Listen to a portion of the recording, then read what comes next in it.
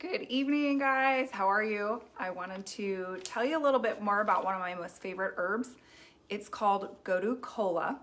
And before studying Ayurveda, I never actually had heard of it. And this is a pretty simple herb. It's related to parsley or in the parsley family. It's native to Asia and it is a perennial. But why I started taking it was because I had read that it was very good for your skin.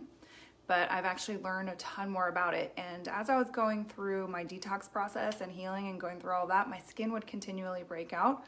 So I was always looking for something to help with that a little bit. And Gotu Kola, if I were to take a guess, is going to be more on the cooling side of herbs that actually helps to reduce inflammation and take away skin impurities and things like that.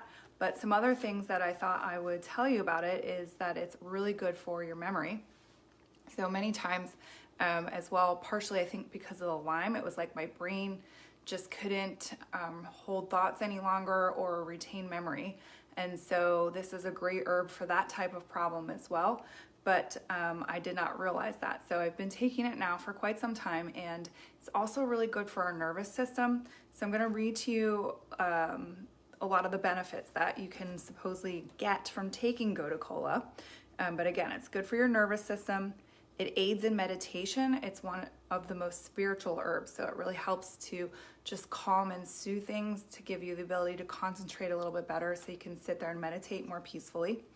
It helps to promote circulation, which is another great thing for me. I don't know if anybody else, I'm sure other people struggle with Raynaud's syndrome, but that is a circulatory disorder and can be known as a post-secondary symptom of Lyme. And so this would be another great herb for people with Lyme disease.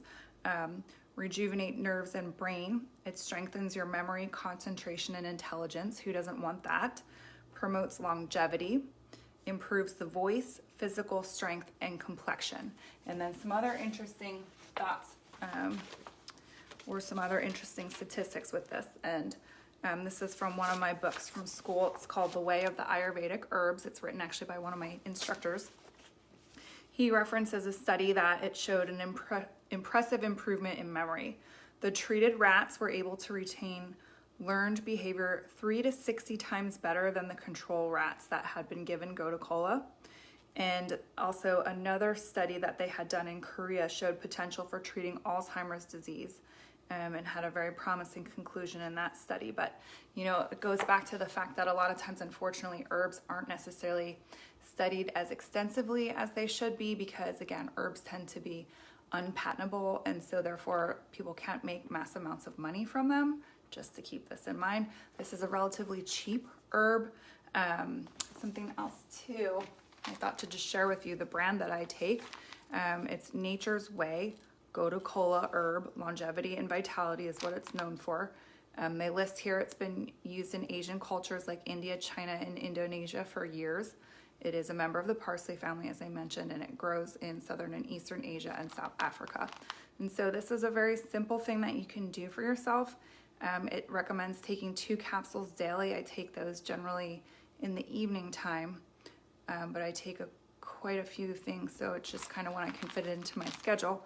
But one thing that I will caution you on is definitely if you're pregnant, this would be something that you'd want to talk with your doctor before taking. And if you're taking a bunch of other medications, this might also be something you'd want to consult with your physician before taking. But for the most part, herbs are very generally well tolerated by people. And something else too to keep in mind with herbs is, as I mentioned to you, it has all of these potential benefits and then some. I didn't even write them all down, but that's why I like herbs so much, right? Because they know how to do more than one thing. A lot of times these God-given plants that we have access to do so many beneficial things for our bodies versus man-made pharmaceuticals. You know, when I first got diagnosed with Lyme disease, I was really, really sick, and people will often ask me this: do I feel that antibiotics are worth it, or do you think that they can just heal themselves with herbs? I'd like to believe you can just heal yourself with herbs. But for me, when I was first starting, I didn't know as much as I did, but also I look back and think my immune system was so jacked that I really needed the support that I could get from everywhere.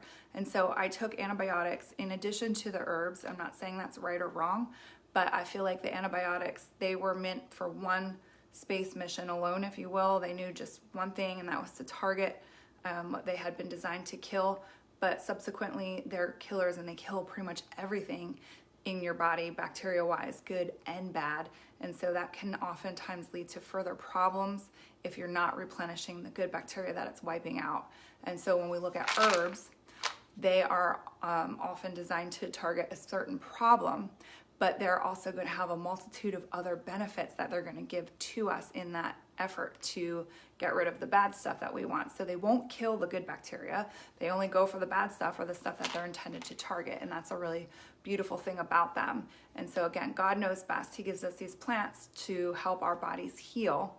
And there's a reason that they take a little bit of time. The other analogy I had with this is, think about when we eat bad food. This is something that we can visibly see quickly. Like, well, maybe not that fast, but like if we eat bad food over an extended period of time, typically speaking, you're going to notice some health problems. You're either going to start gaining weight, your cholesterol is going to go up, you're not going to feel so good. We saw the whole thing with Super Size Me with that guy Morgan, whatever his last name was, how he ate McDonald's for 30 days and his body went insanely in the wrong direction. And so it's the same kind of thing. It's not going to happen overnight, but again, with herbs, people are expecting like a instant reaction, instant quick fix, and it doesn't work like that. It's the same type of concept. It's going to take some time for that to have an impact on your body. And so I believe the general recommendation when we start taking new herbs is to give it 3 months to see if it actually has an impact on your body. It's not going to be an overnight thing, typically speaking. I don't want to say that it can't be. I don't want to discourage that ability to heal in such a quick, rapid pace. But I will say, for the most part, herbs are going to be a slow trickle, and so you just need to stay consistent with them. Also, don't go hog wild. Don't say, oh, it tells me to take 2, so I'm going to try to take 6 and see if that can expedite the process. As I learned with my nuts the other day when I was roasting them, definitely speeding it up and turning up the heat does not make it go faster, because I burned them and it had quite a bad effect on it. And it's the same thing. You can make yourself sick by taking too much of anything. But generally speaking, again, herbs are going to be well tolerated even if you're overdoing the dosage, but you don't want to do that on an extended period of time. Stick within the recommended amount and start low. Build your way up. If you're not noticing anything over a period of time, go ahead, maybe add in an extra tablet and see if that does the effect that you're after. So herbs are fun to experiment with, but again, you need to give it some time. Like, you can't say, oh, I took it for 3 days and nothing happened, so this stuff is junk. Give it some time, be consistent, be fair to yourself, evaluate it well. This again is called Godu Kola. It is a cooling herb, so it will help to take down the heat in the body. That's why it helps with things like bad skin, and can help to improve a litany of other things that we have seen. So have a great night, everybody. If you're looking for help with herbs, by the way, I could recommend to you my nutritionist. She might kill me for this, but maybe not, Whitney George.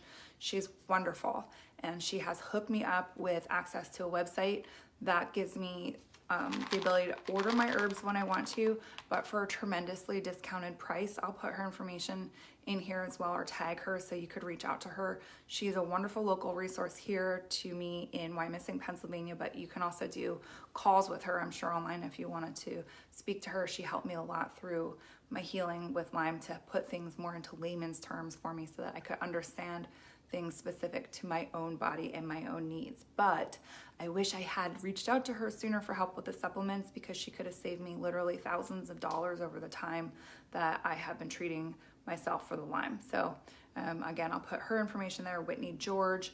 A lot of my friends and people that come to talk with me know about her because I recommend her all day long to them. And she is a very great, valuable resource to our community here in Berks County. Hope everybody is safe and well. Have a great night. Take care of yourselves.